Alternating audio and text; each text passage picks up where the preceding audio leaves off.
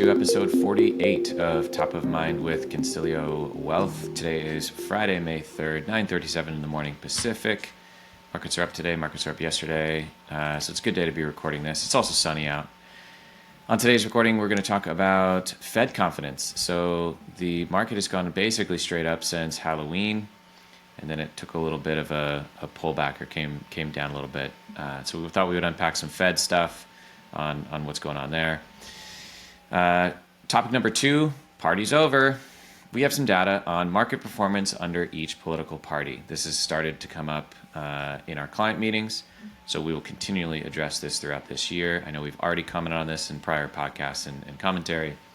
We're going to continue to bring this up because I know it's top of mind for a lot of people. Number 3, earnings scorecard. This is going to tie into what we talked about 2 weeks ago. I think you'll find this interesting. And finally, number 4, released today was the most recent jobs report, and it was a below expected number. Markets rallied, so we are celebrating that. How are things? Good. Also sunny here, so I'm trying to actively block the sun, which I know it's like everyone in Seattle's rolling their eyes at me, but totally rolling my eyes at you. Yes. Yeah. We are trying to actively let the sun in. Yeah. Yes. Yeah, we have too much sun right now in California. Oh my God, just boo-hoo. All right, Fed confidence. Hal, why don't you kick us off on this? So, Feds, why don't you go? What's going on with the Fed and rates? Yeah, well, the market's moving and trying to move with the pulse of the Fed. And what we've got this year compared to where we ended last year, as Chris mentioned, we had a rally since late October that has gone straight up, right? And this year, more of the same until April. What we've changed is more of the PCE inflation is coming in hotter than expected. PCE, to remind everyone, is personal consumption expenditure, which is a form of inflation measurement that measures actual spending. What you see in the headlines is CPI. So, as we mentioned, if I was going to say Sears, but Home Depot lists a washer dryer for $3,000 and no one buys it, that's still counted in CPI, not counted in PCE because no one's buying it. So, companies can raise prices all they want. What really matters is where people are spending and substituting. So, PCE came in hotter for March, which, consequently caused a sell-off for April because when inflation's high, the Fed's going to have more excuses to say, well, we need to keep rates high to cool inflation. So PCE came in. 2 categories that really stuck out were consumer electronics and rents, housing and rents. So those are the 2 things that we're going to address in more detail here. Interesting. Thanks for your explanation too reminder explanation on CPE and personal consumption index. That makes a lot of sense to me. Yeah. Companies can raise prices until the demand falls off, but the demand, which is the PCE index, is really what's measured. And I think that's important distinction because that's showing where consumers are actually spending. The price of eggs goes up a ton, bad example. If the price of beef goes up a ton and people substitute to chicken to save money, PCE is a good way to show that, whereas CPI is going to measure the price of beef going up and the price of chicken also going up. Yeah, I know we've talked about. We're eggs back on our egg podcast. Yeah. Well, it was like, what's the substitute for eggs? That's what I was struggling with there. Wasn't trying to pick a scab there. Yeah. All right. So the first was just glance over is electronics came in higher. Most likely it's because the base quarter over quarter, the base from last quarter, right?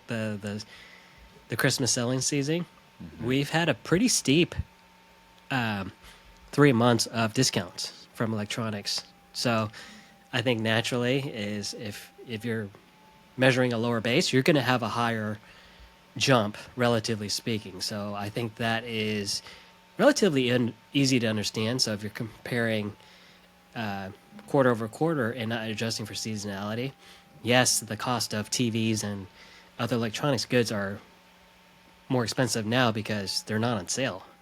And if people are still buying this stuff, it's still going to get counted. Yeah, go ahead. No, go ahead. I was going to go to housing, but yeah, it looks like you. I just wanted to come back to the Fed for a minute. So the Fed had been forecasting all year 3 rate cuts, and they've been communicating that in their commentary as they meet. The market had been pricing in 6 rate cuts. Where's the Fed at now? What are they saying now? Are they still saying 3, or have they changed that? And what's the market pricing in? Oh yeah, good point. The Fed is still on the fence about the 3. So they've taken that language out of, hey, we're going to do 3. Interesting. The difference is the market went from 6 intended cuts to 1. So that explains a sell-off in April, where the market goes inverse with, or coincides with, the intended rate cuts or the expected rate cuts. So the Fed has removed, because in every meeting they say we will still plan on lowering 3 times this year, still plan on lowering 3 times this year. So they've just removed that sentence, so now it's very open-ended, and we don't know when they plan to lower, and the market's priced in 1. Yeah, and that 1 cut being in the highest odds is in September, where it's 60% probability of a cut in the September meeting. So if they don't cut, and most likely that probability will just shift to the next meeting, which coincides right into the election. Interesting. Yeah, interesting. Yeah, talk more about the election later. So let's shift to housing, though, before we get there. I think that's where we're going to spend more of our time, where there's a lagged measurement in housing inflation. That includes like owner's equivalent rent. So if Chris and I aren't renting out our houses and we're part of the survey, we would still list what we would rent our houses out for. But then again, by putting that down on paper, I have no pressure with tenants versus like a market rent, which is more real time. Landlords are more hesitant to jack up the rent cost too much too quickly. I know people are saying, well, my landlord's doubled my rent. I get that new rentals might have more of a immediate impact, but anyone who's currently renting most likely should be experiencing a more moderate pace of rent increases. So that actually is not reflected in PCE as of yet, because there's this lagged effect where the owner's equivalent rent is still has this weird measurement bug of Chris and I arbitrarily listing a rent price, and we have 0 tenant pressure to rent out, right? Like, because I'm not renting out my house, so I'm going to put down really whatever I want. I'm also reading this here. It says the weight given to owner-occupiers' housing costs is much bigger than in CPI than in the PCE, so 32% versus 13. So these 2 measures are also influenced quite a bit based on kind of a fictitious number almost, right? It's like you're living in your house, but you're just saying, well, I could rent it out for this. I mean, who knows? Who knows what you could rent it out for? You're kind of just throwing a number out. Yeah, and to address the people that are saying inflation is worse than it was at its peak, they're actually right because of that lagged effect. The increase in rents were slow to catch up to the high inflation. Now they're slow to come down with inflation. That was mentioned during the Fed talk this week, but again, they say they're watching market rents, but if they were, they would see inflation is actually a tick lower than what's really being reported, and that's a bit of a measurement bug in both PCE and CPI. I think it's also important to highlight this difference between how the ECB, European Central Bank, measures this and how we do it here in the Americas. Can you touch on that? Yeah, so the ECB has lower inflation, but to be fair, they have less of a boom, right? Europeans are less apt to spend discretionarily like we are. But yeah, their measurements are different because they don't include the owner's equivalent rent at all in their inflation readings. So remember when our inflation was about 9.8%, and we were bragging because we were better than Europe, and they were up at 11%?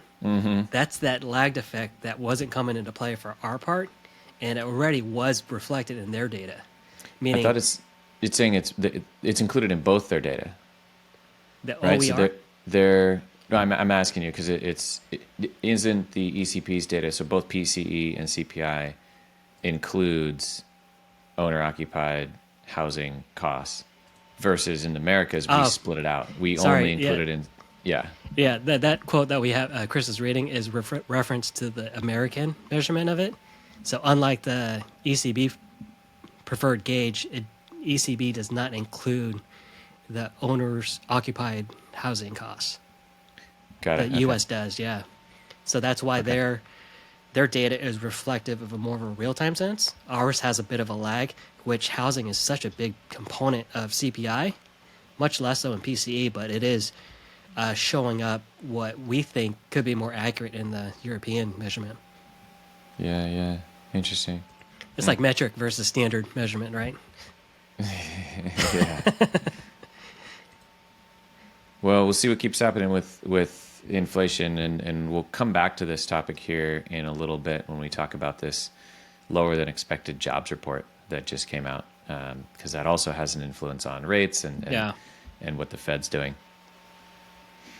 Let's shift over to our next topic. Party's over. So we have some data here on a Democratic president, a Republican president, and if you were invested all years. And so the key here, and I think depending on whatever side of the aisle you sit, there's always this concern on, well, when my person gets in the office, our market's going to crash.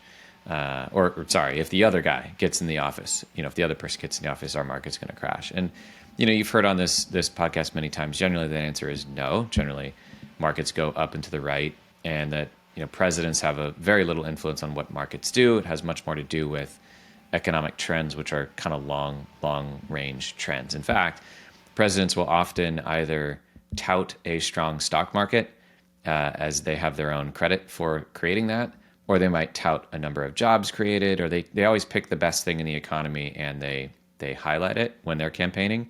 When in reality, if you look at the presidential terms and contrast that with economic times, it's simply just weighted on, if you inherited the economy after 2008, for example, you're going to have job growth. If you inherited it right before, you're going to have job loss. So like it's kind of very simple when you look at it over long periods of time. Okay, so the data that we have here, which is from Goldman Sachs, this is super straightforward.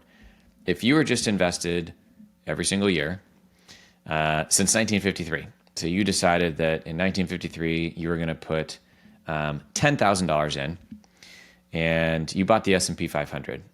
If you invested every single year since 1953, that $10,000 is actually worth $1 million, $1,022,033, which is pretty wild to think about that compounding since 1953. I guess that's a lot of years. If you invested only during the Democratic presidency years, you would have turned that $10,000 into about $200,000. If you invested only in the Republican presidency years, you'd have turned that $10,000 into about $50,000. That is not a statement on which Democratic Party has better markets. Don't hear that. That is a statement coming back to the beginning. If you were invested every single year, you went from 50,000 or 200,000 to $1 million. So period, mic drop, full stop. Like that's the deal. We just got to stay in, stay calm, stay invested. Markets will prevail. How do you have anything to add to that, or any flavor to add to that? Yeah, I think the biggest thing is the numbers don't surprise me, because if you're only invested during the Democratic control, you're only invested half the time. That's not a good recipe That's for fair, yeah. investing. Remember when we said you only invest when the market's cheap? You'd only been invested 30% of the time. Again, not a good formula for success. Is you're short-circuiting your own compounding by jumping in and out of the market.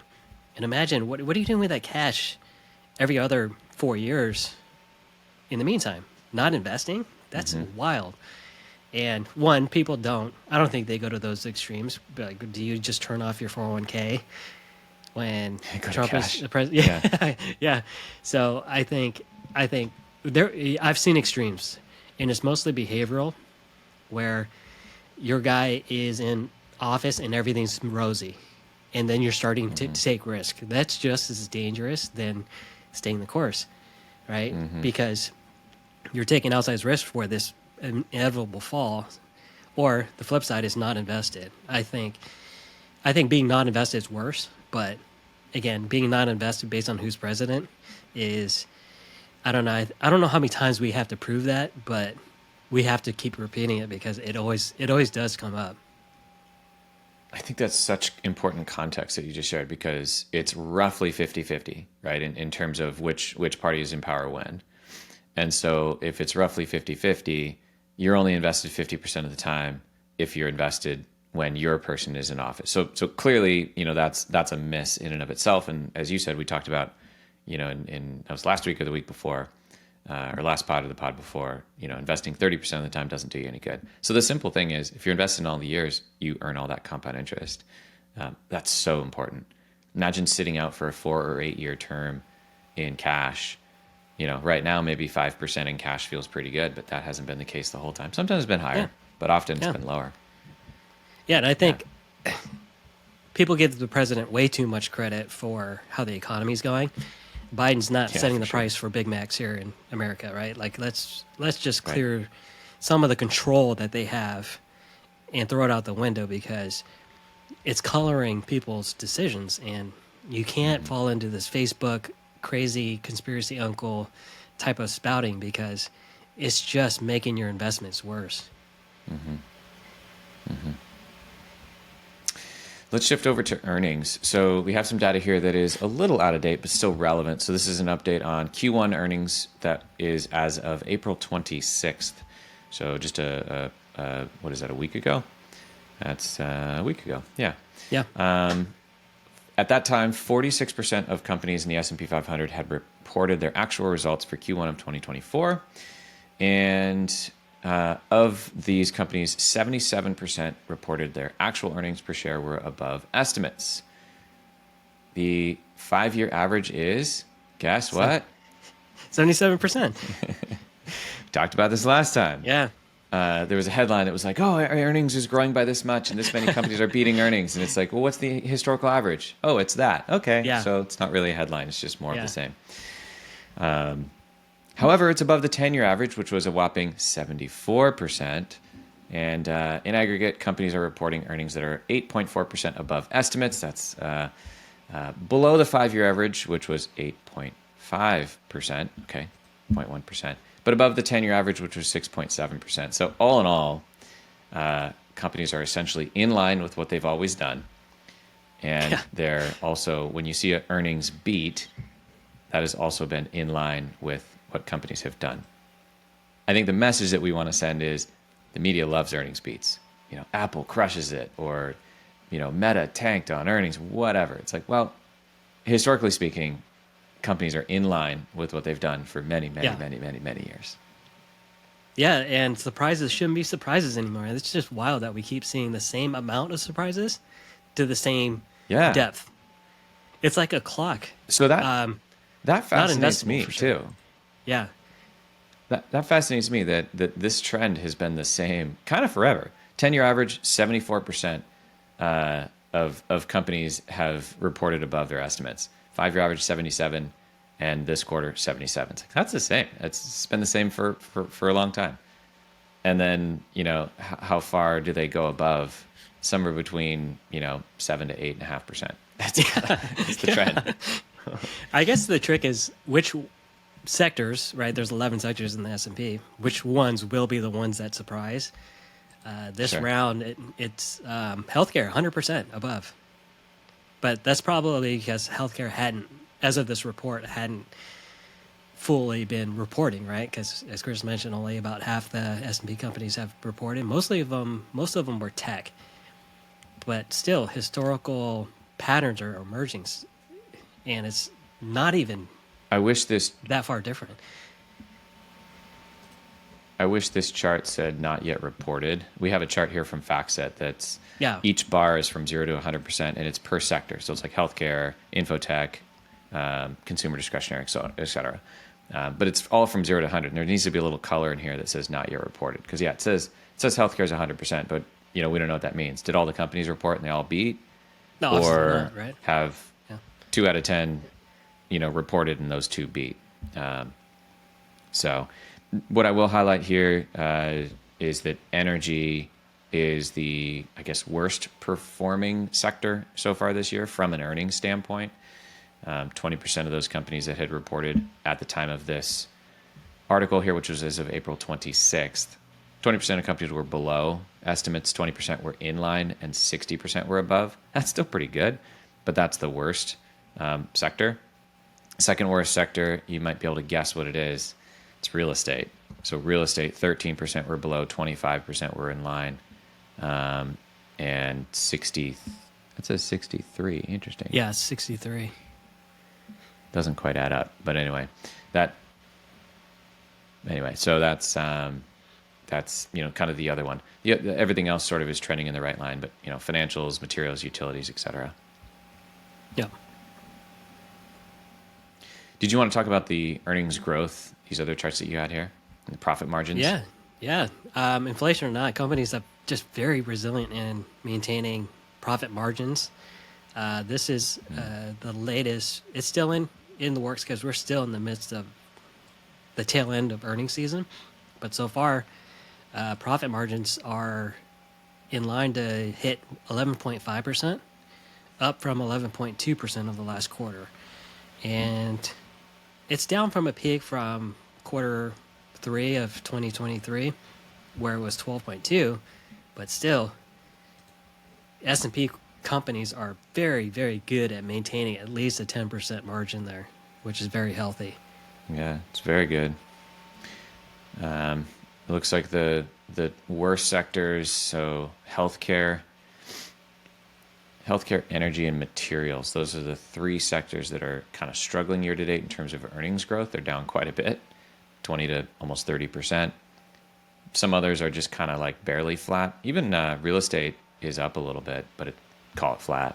Yeah. And then consumer discretionary, infotech, utilities, and communication services is up. Communication services is a little bit watered down, though, because you've got Netflix sitting over there now.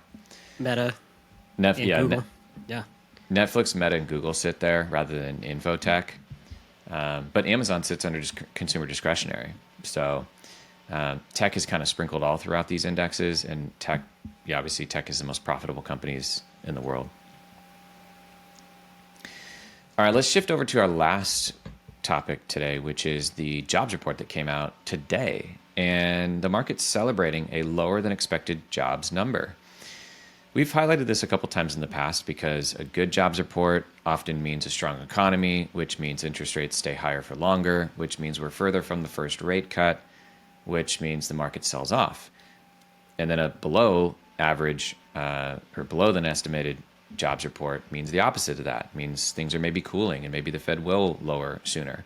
In fact, the last time that the markets had an incredibly good jobs report that was way above the average, the market sold off a lot. This was last year. This was kind of the prior peak, sold off a lot. And then it had a below below estimate jobs report, which is kind of what sparked the rally from about Halloween through the end of the year and really through March of 2024. The market was basically straight up for, 5 months, 6 months almost. So Hal, why don't you turn to today's report? What was released? What was expected? And what's your take on it? Yeah, the jobs report came in at 175,000, and that was below the expected 240,000. So pretty below. Significant, miss. The thing with jobs and the tightness in the labor market, there's a knock-on effect, right? Like if employers can't find employees, what are they going to do to attract employees? They're going to raise wages. Yeah. Yeah, outside of California where we mandate $20 an hour for fast food workers, but that's another story. But wage increases. We will have no fast food restaurants here soon. Yeah. Yeah, we're going to be like Demolition Man where it's just Taco Bell and every other franchise is going belly up. Maybe Chipotle. Chipotle probably has the margins to make that work, but nobody else. Yeah, according to their earnings report, yes. They're seeing a dip in foot traffic, but man, they're making a lot more revenue than they ever have. But getting back to that point of wage pressures, right? So if you have a loosening labor market where it's not so easy to find a job, and again, I think in real life, it feels twice as hard to get a new job than it was in 2022, 2021. Yeah, definitely.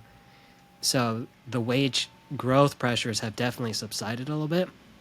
I think this gives room for more of the relaxing in terms of upward wage pressure.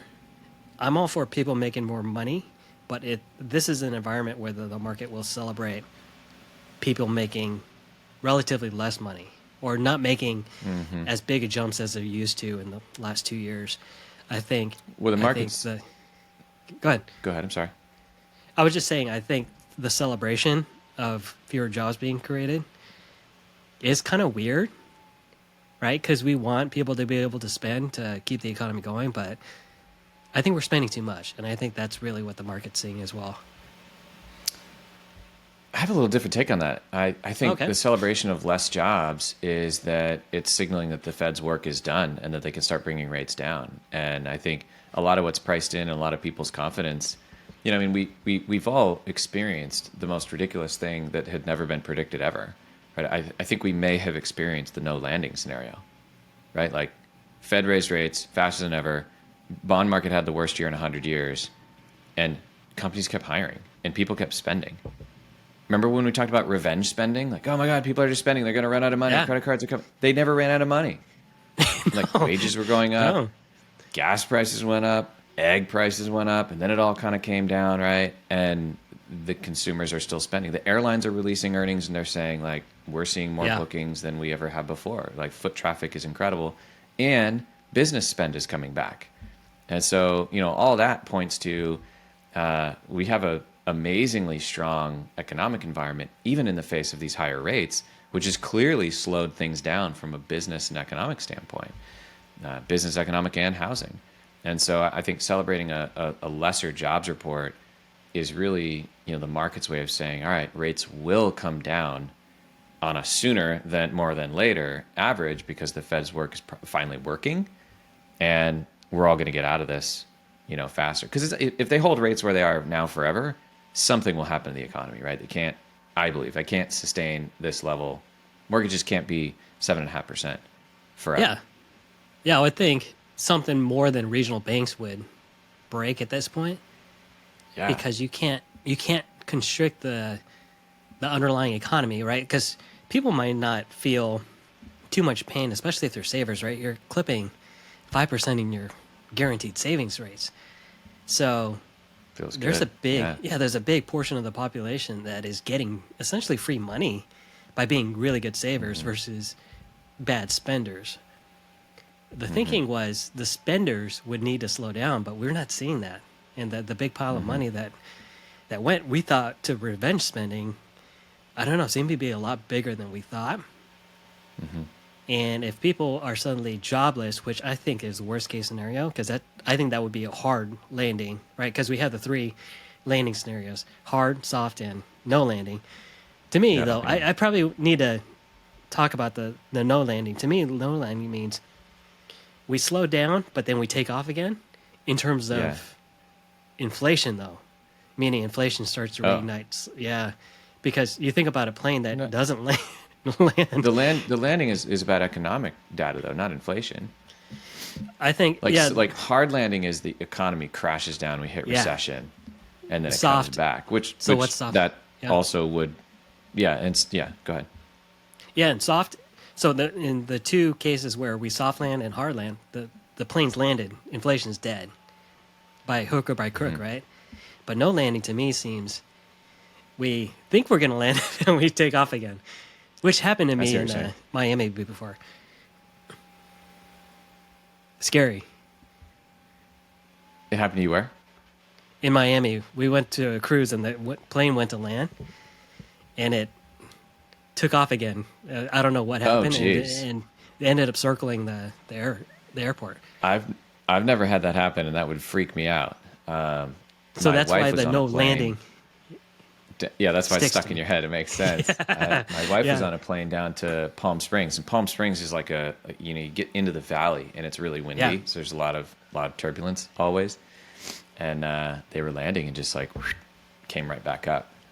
Yeah, scared the crap out of me, man. But I wasn't on the plane, so maybe we'll clarify on the next episode what no landing, soft landing, hard landing are, because I hate these slogans. I guess our industry tends to use.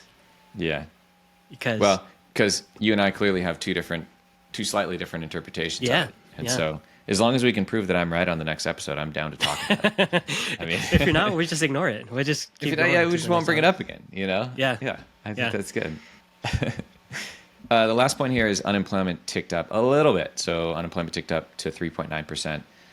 Expectations were 3.8%. Actually, I think that's a good tick up because more people are entering the workforce. Not good. Yeah. yeah, because we're seeing a lot more people kind of get off the sidelines and back into the pool of potential workers, which is actually a great thing. Yeah, that's good. That's good. Yeah. All right, good. Well, we'll end there. Thanks everyone for tuning in today. I hope today's episode was 48? fun and informative. What's that?